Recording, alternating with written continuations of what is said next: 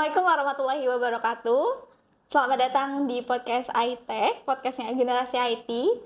Hari ini aku Hilya yang akan menemani teman-teman beberapa waktu ke depan untuk berbincang mengenai manajemen kampus, fasilitas, dan juga roles untuk mahasiswa yang ada di kampus iTech.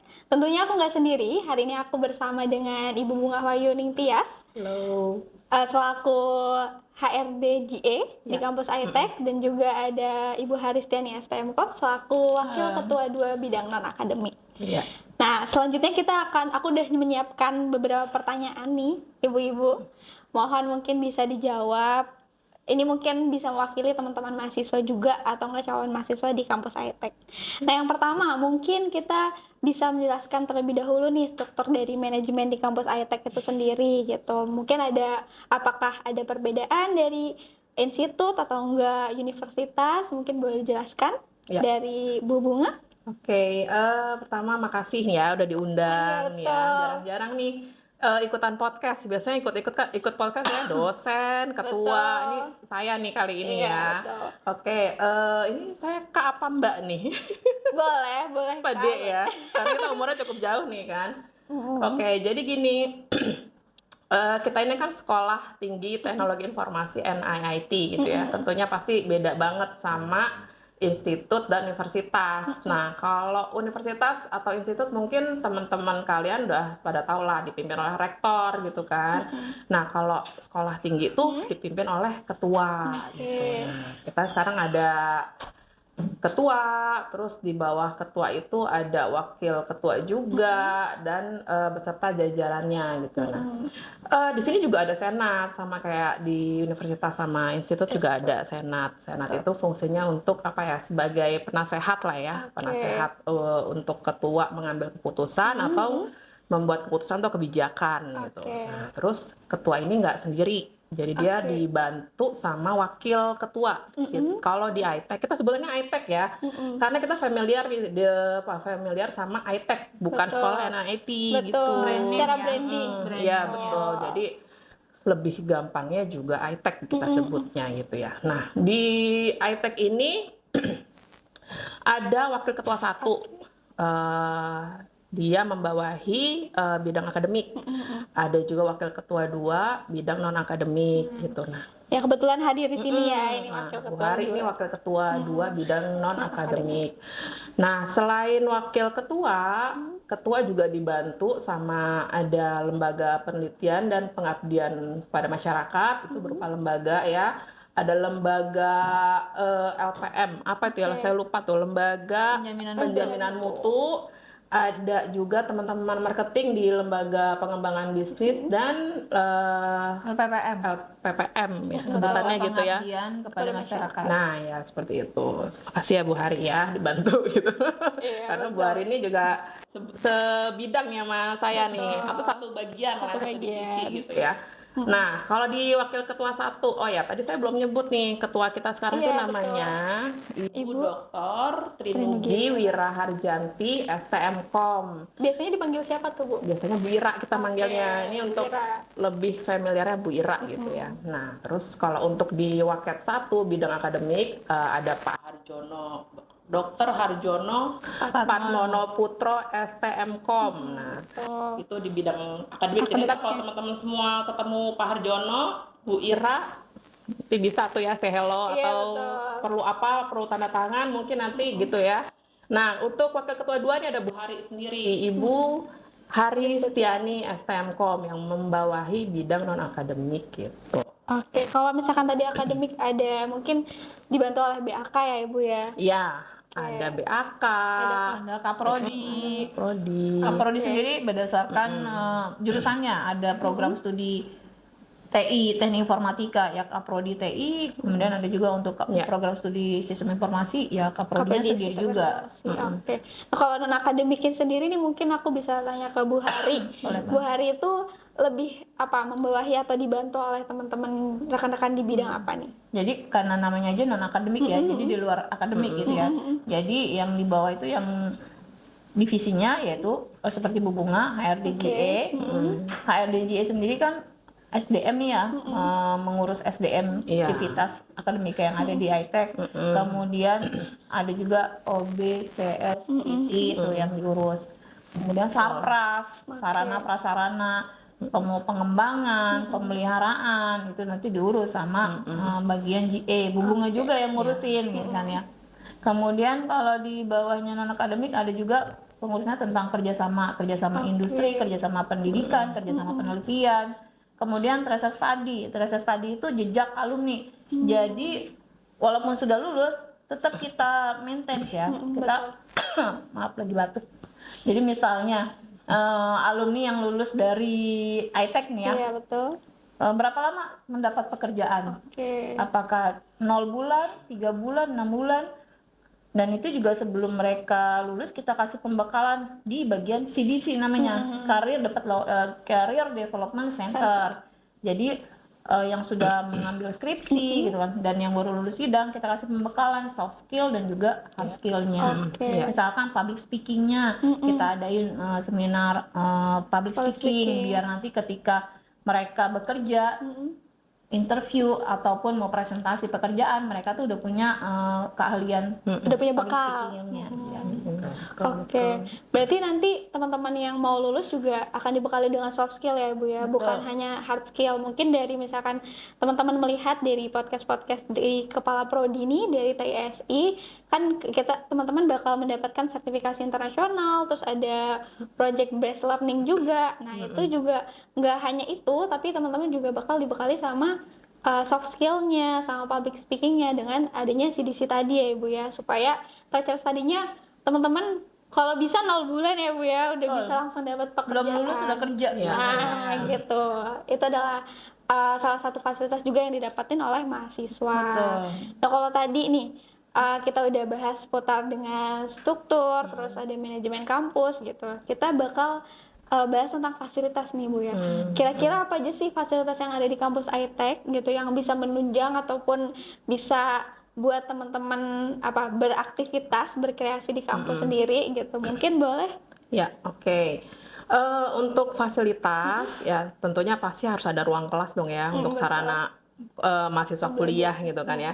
Kita ada ruang kelas teori, itu ada rata-rata ruang kelasnya besar karena untuk teori itu biasanya di situ karena kan nggak perlu komputer gitu ya. Jadi rata-rata ada tiga ruang teori. Bisa dengan kapasitas sampai 40 ya. Iya, ruangnya besar.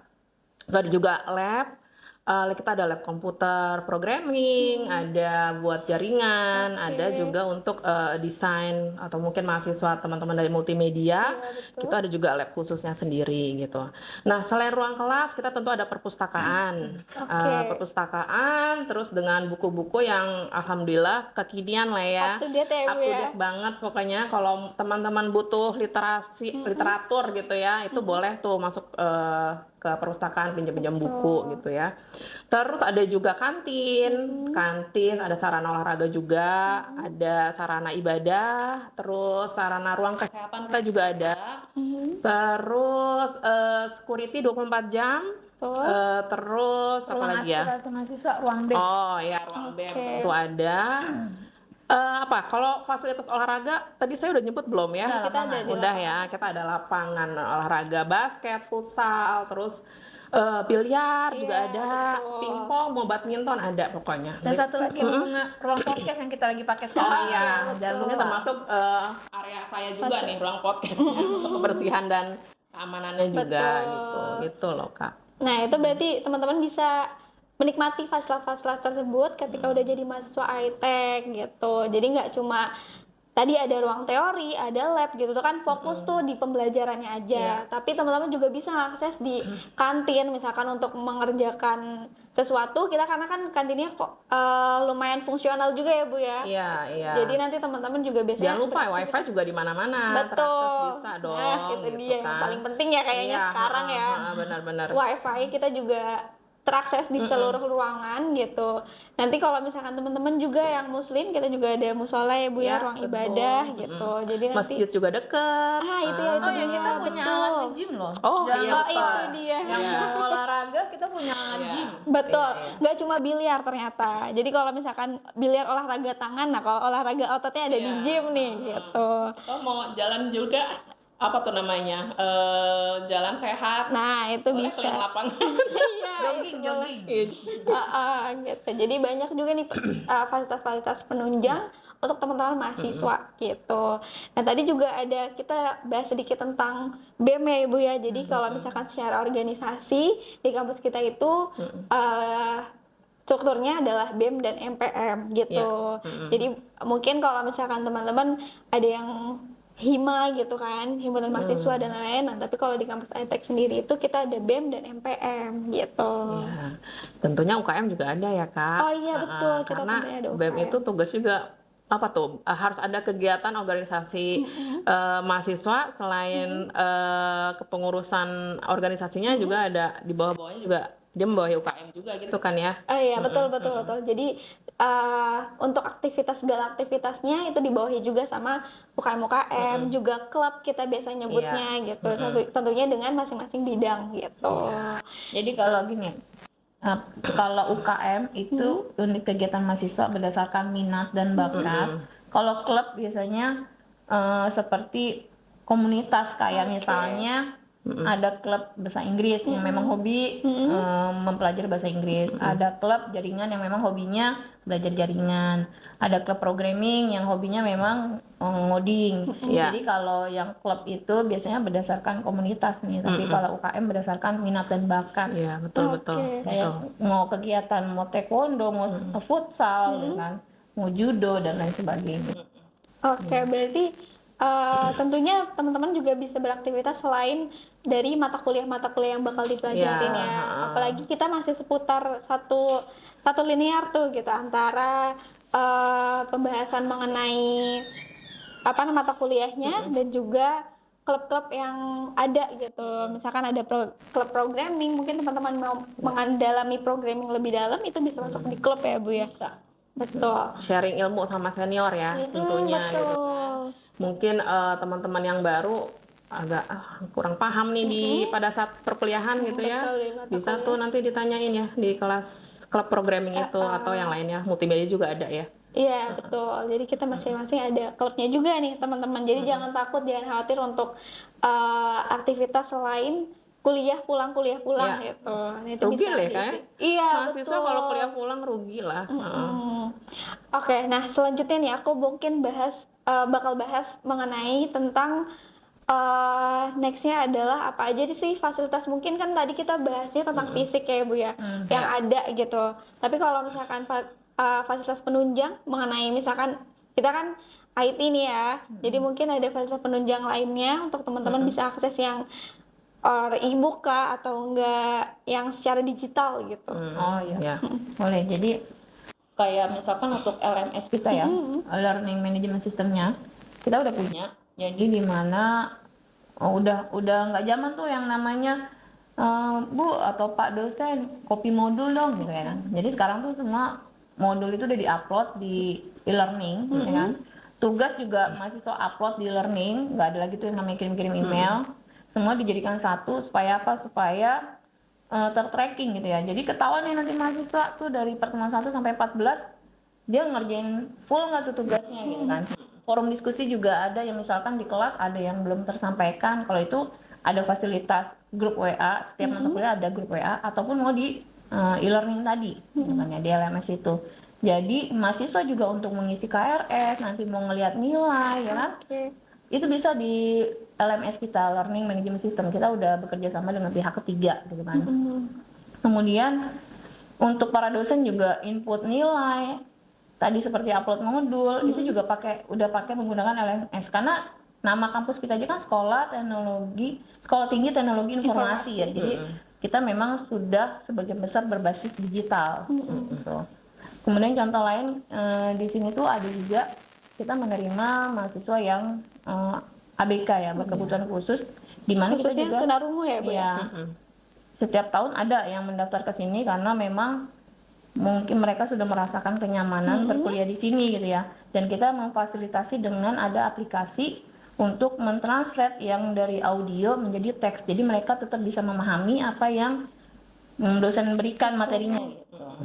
Jadi didukung juga ya Bu ya, dengan fasilitas-fasilitas yang digital gitu, nggak cuma fasilitas yang bentuknya fisik gitu. Oke, mungkin kita bisa lanjut ke jam operasional nih Bu ya. Mungkin ada mahasiswa yang masih bingung apakah akses lab sendiri itu bagaimana, terus misalkan kalau misalkan kita ada extend waktu gitu sampai dengan jam 8 malam gitu, mungkin kan teman-teman ada yang tugas gitu ya, nggak pengen nih pergi dari kampus gitu, karena mungkin kalau misalkan ke coffee shop butuh waktu gitu, dia udah PW di kampus. Nah itu kira-kira tempat mana yang bisa diakses dan jam operasionalnya itu bagaimana? Oke, untuk jam operasional, kalau kita nih karyawan sendiri itu jam kerjanya kan 8.30 sampai jam 16.30 gitu kan. Nah, kalau misalnya teman-teman mahasiswa, mungkin nanti perkuliahan agak lebih pagi gitu ya. Jadi kita tuh jam 7 sampai jam 21 biasanya. Ini normal ya, normalnya jam 7 sampai jam 21. Cuma kalau misalnya perkuliahan selesai jam 5, teman-teman masih mau di kampus, mau ngerjain tugas, ya itu boleh, misalnya mau pinjem lab sih boleh ya, cuman dalam hal ini kalau untuk lab itu harus ada semacam permintaan request dari si mahasiswanya ya ke saya tentunya, Pengisian form ya Bu? ya berupa mengisi form. Dan tentunya juga harus didampingi nih sama asisten labnya, karena nggak bisa mahasiswa sendiri aja di lab gitu, tetap harus ada pendampingan dari staf lab terutama ya. Nah terus kalau untuk kantin sih ya mungkin sampai jam 21 sementara ya, karena itu saya rasa udah cukup malam juga ya 21 ya. Ngapain lagi gitu ya, mahasiswa jam 10 masih di kampus gitu kan ya, kecuali mau gantiin security ya. Boleh ya. Iya, karena security 24 jam ya. Betul seperti itu. Penggunaan kelas nggak hanya lab aja sih, kalau misalnya mau pinjam, teman-teman dari MPM juga biasanya pinjam ruangan juga ya, paling nggak harus ada prosedurnya berupa ngomong ya ngisi form itu tadi lah, atau bersurat ke saya sih biasanya seperti itu. Oke, mungkin kalau misalkan waktu lebih dari jam 5 sore ini dari jam perkuliahan, teman-teman bisa diakses nih di kantin atau enggak di taman kita ya Bu ya? Betul. Itu yang terbuka tuh, karena aksesnya kebetulan bebas lah ya, nggak terlalu perlu perizinan seperti lab atau enggak ruang kelas gitu.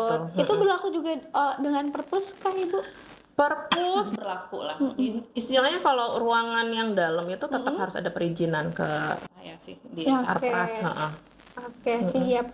Jadi jam operasional seperti itu. Jadi kalau misalkan teman-teman juga mau akses perpus, nah berarti di perpus juga ada jam waktu operasionalnya nih gitu. Jadi bisa disesuaikan gitu sama teman-teman yang sekiranya butuh mungkin ada buku referensi atau enggak mau baca-bacaan ringan gitu, selingan dari pembelajaran yang formal, itu bisa di perpus tapi dengan jam operasional tertentu gitu. Oke, mungkin kita bakal next pertanyaan ke selain ada jam operasional, terus nanti tadi kita udah bahas tentang manajemennya, strukturnya. Nah, kira-kira nih kalau misalkan dari Bu Bunga dan Bu Hari sendiri gitu, apakah ada pesan-pesan tertentu untuk teman-teman yang mahasiswa baru nih gitu kan, baru terjun ya jadi mahasiswa gitu. Kalau biasanya dari SD sampai SMA itu siswa aja, ini udah ada mahanya gitu. Mungkin sedikit kesan-pesan juga tentunya insight yang bisa diberikan ke teman-teman mahasiswa baru ya di kampus ITEK. Ya. Kalau dari saya, karena saya sendiri kan pernah jadi mahasiswa ya, tentunya mungkin yang dulu saya alami ya, untuk ke teman-teman mahasiswa yang sekarang ya jangan sampai, harusnya lebih nih dari yang saya alami gitu kan ya. Jadi kalau misalnya tadi ada istilah kupu-kupu, kuliah pulang ya, sebaiknya jangan juga ya. Kalian tuh harus memanfaatkan fasilitas yang ada di kampus, terutama ya tadi misalnya ikut minat ada klub, ada UKM, terus itu bisa tuh diikutin gitu kan. Jadi selain kamu punya skill dari pembelajaran di perkuliahan, kamu juga punya skill yang lainnya nih, karena organisasi itu penting gitu. Itu maksudnya harus dipunya dari si mahasiswa itu, harus punya ya rasa keorganisasian itu untuk berpengalaman di nanti setelah dia lulus kuliah gitu kan. Itu penting banget sih. Koneksi ya, itu Betul. penting banget tuh, networking tuh penting gitu. Jadi jangan sampai kuliah pulang tuh rugi banget deh pokoknya. Kayak gitu sih. Oke, kalau dari Bu Hari sendiri bagaimana Bu? Saya nambahin dari Bu Bunga ya. Kenapa berorganisasi itu penting? Karena ini anggap aja kalian belajar nanti ketika bekerja, kalian juga kan berorganisasi di sebuah perusahaan. Jadi tahu bagaimana caranya bekerja di dalam sebuah teamwork. Kalau sudah terbiasa berorganisasi, jadi tahu menempatkan diri ketika berada di sebuah organisasi. Dan tadi yang namanya relasi, networking itu perlu karena untuk memperluas jaringan. Nah, jadi sebagai mahasiswa, kalau bisa nanti kalian banyak-banyaklah menorehkan prestasi, ya kan? Manfaatkan fasilitas yang ada, dan terus kejar tingkatkan skill dan baik hard skillnya maupun soft skillnya. Jadi maksimalkan kemampuan yang kalian punya ketika menjadi mahasiswa, supaya nanti ketika bekerja kan tinggal memetik hasilnya. Iya, betul. Oke. Mungkin tadi aku ada sedikit pertanyaan yang muncul nih Bu ya. Kalau misalkan tadi kita bahas manajemen, nah kiranya mungkin dosen-dosen di kampus ITEK sendiri bagaimana? Mungkin kan Bu Bunga juga ada di pengurusan tersebut ya, tidak cuma manajemen tapi juga dengan dosen-dosen. Nah, kira-kira nih dosen-dosennya tuh bagaimana Bu menurut Bu Bunga sendiri? Bagaimana apanya nih? Kan dari galakah segi gitu? ya mungkin dari galakah ataukah tegas banget deh, kaku banget gitu. Apakah malah yang ternyata bisa diajak berdiskusi gitu. Ya kalau dosen sih rata-rata di sini baik semua ya. Saya rasa dosen-dosen ini cukup membantu mahasiswa untuk ya tugas, ya perkuliahan. Jadi ya nggak usah takut tuh yang namanya sama dosen gitu ya. Walaupun dosen killer ya tinggal cari dosen lain aja gitu kan. Beralih gitu ya. Oke. Maksudnya fleksibel sih kalau dia. nah, saya sebagai salah satu dosen nih ya. betul. Kalau saya yang penting selama komunikasi dosen dengan mahasiswa baik, everything is okay. Penting komunikasi ya, jangan Betul. Jangan sampai miskom ya Bu. Iya, misalkan nggak masuk kuliah yang nggak ada izin, nggak ada komunikasi gitu kan. Jadi Kesel semuanya yang pasti. penting komunikasi aja. Ketika telat mengerjakan tugas ada alasan yang jelas. Nggak mungkin juga dosen akan marah kalau memang komunikasi baik dan alasannya jelas. Betul. Jadi teman-teman mungkin kalau misalkan dulu dipandunya sama guru, ini kan udah sama dosen. Nah teman-teman yang penting komunikasi itu insya Allah aman ya Ibu ya. Dan ini ya, kalau mungkin dulu kalian ketika sekolah SMA atau SMK itu mesti kayak di ngemong banget gitu kan ya sama guru. Ketika sudah jadi kuliah sebagai seorang mahasiswa, kalian harus sudah belajar mandiri ya. Jadi harus tahu jadwal. Jadi enggak lagi yang namanya harus diingatkan dosen, ayo kuliah. Jadi kalian harus mandiri. Memang waktunya kuliah ya kuliah, waktunya mengerjakan tugas ya mengerjakan tugas, waktunya nongkrong ya nongkrong. Jadi ada manajemen lupa waktunya. kewajiban. Betul. Oke. Nah berarti tadi kita bahas tentang strukturnya itu ada Bu Ketua yaitu Dr. Nurgi Wirahadianti STMKOM. Iya. Biasa dipanggil dengan Bu Ira. Terus untuk Wakil Ketua 1 bidang akademik kita ada Dr. Harjono Patmonoputro. Beliau juga selaku Wakil 1 bidang akademik. Nah nanti membawahi dibantu dengan BAK. Terus nanti ada prodi. kemahasiswaan juga ya. Terus IT juga di bawah wakil kemahasiswaan ya. Nah nanti di Wakil Ketua 2 ini ada Bu Haristiani STMKOM. Nah, dibantu juga oleh ada HRD Bu Bunga, terus ada nanti mungkin yang akan lebih sering. Nah, itu dia keuangan ya. Betul. Keuangan ada Bu Irma nih. Ada Bu Irma. Nah, nanti perkenalan lebih lanjutnya mungkin kita bisa langsung saat PKKMB. Iya. Nah, nanti tadi di non akademik banyak ya, ada kerjasama, ada kelas tadi, itu dia. ada CDC. Gitu. Jadi struktur manajemennya kita seperti itu. Jadi kalau misalkan pada intinya kalau misalkan di institusi atau universitas kita diketuai oleh rektor, nah kalau kita sebutnya dengan ketua. Ya. Gitu. Mungkin itu aja sedikit beberapa pertanyaan, nggak sedikit ya, lumayan ya Ibu ya, udah berbincang-bincang lumayan panjang juga nih. Nggak Ada berasa pesan-pesan. Iya, nggak berasa. Betul sekali. Iya, Biasanya iya. kita kalau sama ibu-ibu biasanya rumpi ya. Kita banyak kan bicarain lebih ke curcol. Nah, karena ini temanya adalah manajemen kampus ITEK, sekiranya itu yang bisa aku tanyakan. Itu juga semoga mewakili teman-teman semua nih yang masih bingung.